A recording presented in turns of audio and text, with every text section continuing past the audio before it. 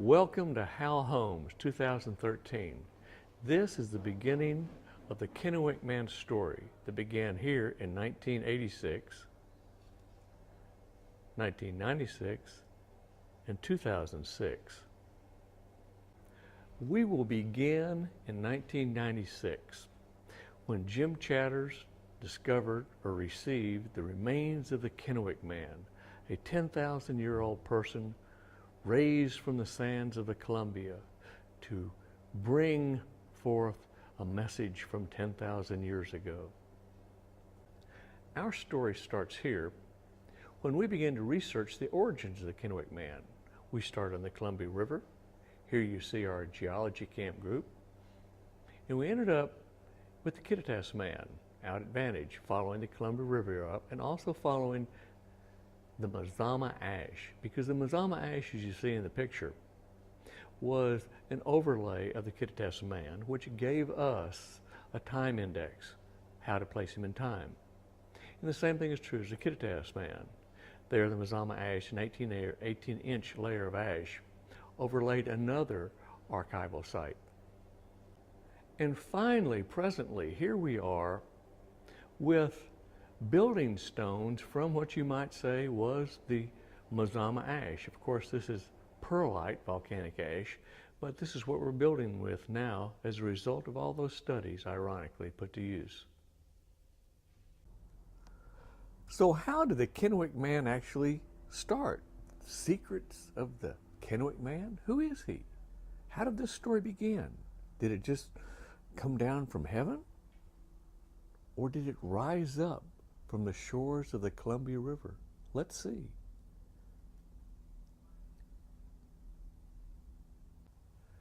Here is likely the most important picture in evolutionary history, made by the University of Minnesota and 5 government agencies when they mapped out the core samples across Europe and North America to determine what the climate was.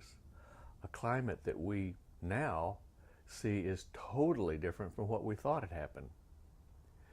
We'll get to this here in a minute, but the Kennewick Man story, kind of Secrets of the Kennewick Man, here at Hal Holmes, is a 3-part trilogy, 86, 96, 2006.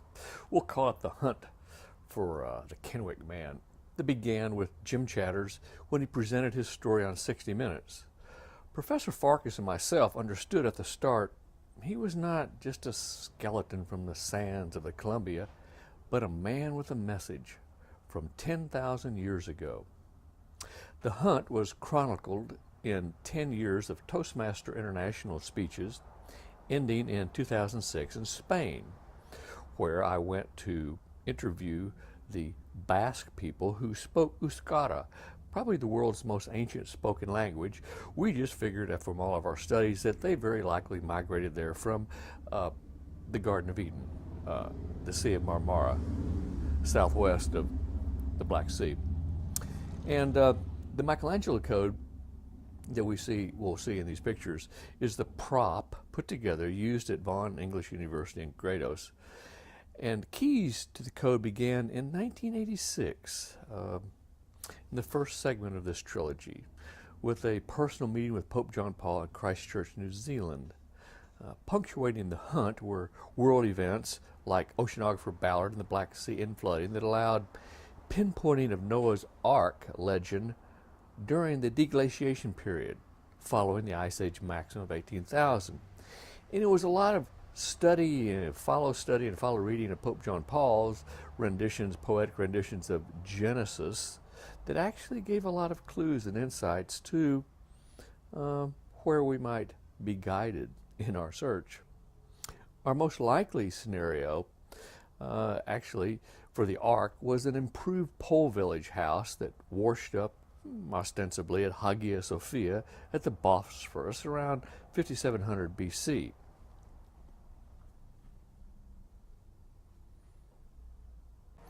Here we have a picture of the Black Sea. You can see the dark blue and the light blue. The dark blue is the actual shorelines during the Ice Age maximum, when 360 feet of sea level was deposited, you might say, on the high elevations and latitudes in the form of snow that didn't melt. And so after 10,000 years or so throughout this period of the late glaciation age, we had 360 feet of ocean that was simply lowered. And so you can see the margins of the Black Sea where people lived at that time. Now,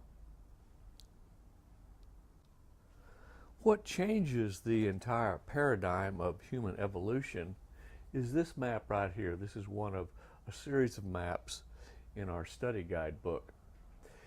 And what it shows is that during the ice ages, here we have the ice over Canada, glaciers. During this period, this year, 18,000 BC, we have the jet stream during the winter coming down and flash freezing the North Atlantic to southern France across to New York, you might say. But the jet stream changed its location and came across the southwest during the summer. And what that did to our climate is it froze the ice down here, but then it melted back each summer.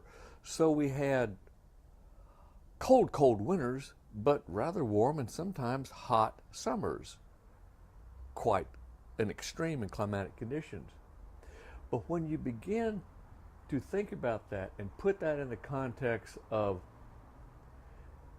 lowered sea levels of 360 feet, then you can see that there were huge continental areas where people lived at that time, which meant that they would have migrated up north in the summer and down south in the winter. So people really didn't live in caves fighting over mastodon bones. No, they were fishermen. And we'll show here in this other map here how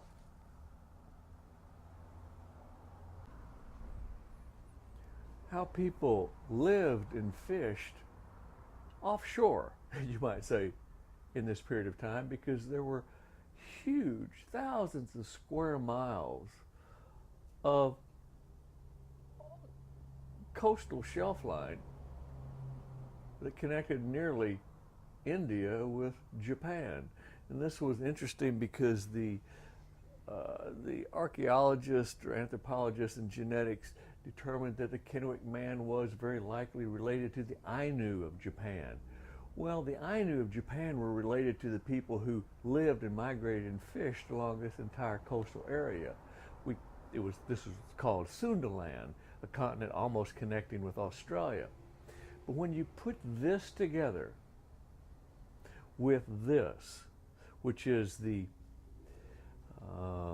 North Atlantic thaw and freeze, then you have a situation where people were naturally migrating for thousands of years. So we determined that the Kennewick Man, as a migratory person, as part of a migratory people for thousands of years, living along the far out shelf grasslands with hunting and fishing without the rigors of climbing the mountains, and even without some of the rigors of cave bears and cave lions and the famous European Pleistocene bear that could, well, that would eat a bear today in one bite. So, Southeast Asia, now we can see here at the Black Sea and the Caspian, even into Europe, you can see these areas where people lived. Huge areas of land. They weren't up in the mountains where the snow was. Some areas, not all areas, had glaciers, only where the rain fell, where it stayed and became ice. But where it did, they wouldn't have been up here. No, not even living in caves. Not when you had warm summers.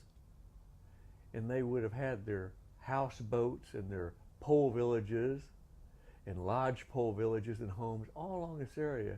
And this was the clue that Ballard somewhat revealed in his studies when they had his submarine out here charting out areas where they could see offshore, 100 feet below in the water, where villages have once been, pole villages.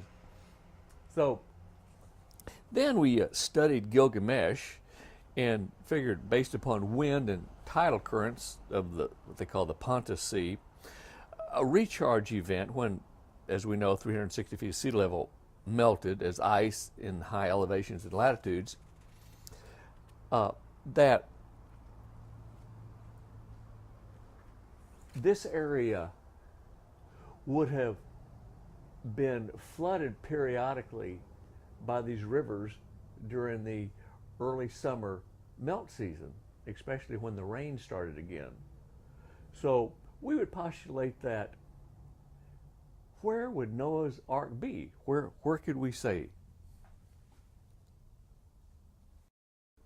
Well, to answer that question, fortuitously, Professor Farkas, who unfortunately died in the process on our journey, came from that Hungarian region, Hungary, Romania, with personal insights from the Black Sea.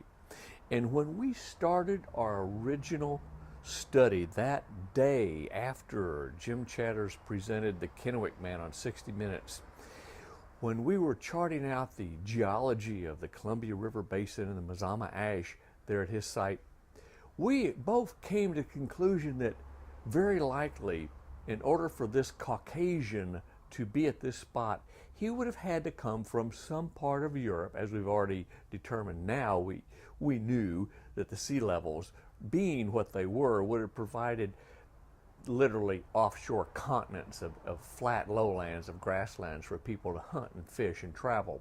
So we already knew that. But the starting revelation from the University of Minnesota it was the ice to ocean meltdown, the 18,000 to present, showed the northern hemisphere hot in the summer and cold in the winter. The advance and retreat of sea ice, winter and summer, defined modern humans as migratory coastal fishermen, not cave dwellers. I say this again because this story cannot be told by anthropologists, because the continental shelves are now covered with 360 feet of ocean, and if they can't get out there with the archaeologist and find bones, then it doesn't really mean much to them. Well, our Hal Holmes map summary shows modern humans evolved in a regional event circa the Mediterranean and North Atlantic during 120,000 or so years of adaptation to the challenges of cold winters and hot summers. This trilogy included travels for myself across Australia 3 times in 86, 96, and 2006, and South America, with the conclusion that beyond the boomerang, people in the southern hemisphere do not evolve if there is no reason to. The final key was even a greater surprise than Robert Ballard's discovery of villages 100 feet below concurred the Black Sea, and said that the Sphinx was not built by later ancient Egyptians or 2,000 years ago Egyptians, but because it had weathering from rains when the rains came and the water was returning from the glaciers in the high latitudes back to the oceans, which meant that the Sphinx very likely was built during this time period, 12,000 years BC. Well, when you think about that, okay, Egypt, the Sphinx, okay, and here are these people building a Stonehenge, 6-acre Stonehenge site, even more advanced in its design. I'm sure it was thatched, and these protection walls against probably maybe warring tribes, or maybe just animals, all the giant animals that roamed. But in any event, so in that context, it almost was no surprise when at about the same time in the next leg of this journey, it was revealed or discovered that the people in Russia and Ireland and England and Czechoslovakia here, 30,000 years ago, were making bread from cattails and ferns, flour, baking bread, and these were the bowls that they used, stone bowls. So you can see that the idea that early Americans and early Europeans were living along these continental shelves as fishermen, going out for maybe hundreds of miles upon smooth grasslands, hunting and fishing, and following the sea ice south as it froze and then north as it melted. Now, most fishermen in the Arctic know that when the sea ice melts, that's when all the best fishing is. It's like a mini Niagara Falls, about 3 feet thick, of fresh water that melts and flows out into the sea for thousands of miles along a irregular line. And they would have gone out maybe in their sleds, who knows, sleds made from skins of elk tied to a domesticated wolf, hauling food and sleeping on the pelts and having all the fresh water and fish that you could gather and catch. So the picture that emerges of who our ancestors were is totally different than the image we have from Leaky, Lucy, and Jane, that they were dreadlocked cave dwellers chewing on bones and fighting over mammoth tusks. No, no, no, no, no, no. That is not the true history. The true history is told here in the first Eucharist. So I'm not saying that Pope John Paul says the Bible story came from Gilgamesh. However, it seems very clear several things here of very important symbolic significance as well as geologic fact. And that is, we know the Black Sea had reduced elevations, and we know the Sea of Marmara was a green valley when the Mediterranean sea levels were 360 feet lower. Now you hear stories today about, well, if the sea levels rise from global warming 2 or 4 feet, half of Texas and most all of Florida will be gone. Okay, we'll reverse that syndrome. And let's say if sea levels were lowered 360 feet, what would the world look like then? Well, you'd have about twice as much area. And so people lived out in that twice as much area places because it was gentle rolling grass with fish and game in a wonderful place to live. So understanding those things now, then we can take oceanographer Robert Ballard's information and Tillman and see when this sea level rose that we would have had a flood through the Dardanelles that first flooded the Sea of Marmara area, the great green valley here that I suppose we could call the Garden of Eden. Why not? And then here in Byzantium, in the Bosphorus, where it flooded out, and that's what's called Noah's flood by Ballard here. It was, they say, it may have flooded in one event, 100 feet filling the Black Sea with 100 feet of rising sea level water, or it could have happened in several stages over a year's period of time. We don't know exactly, but in any event, we could very well estimate that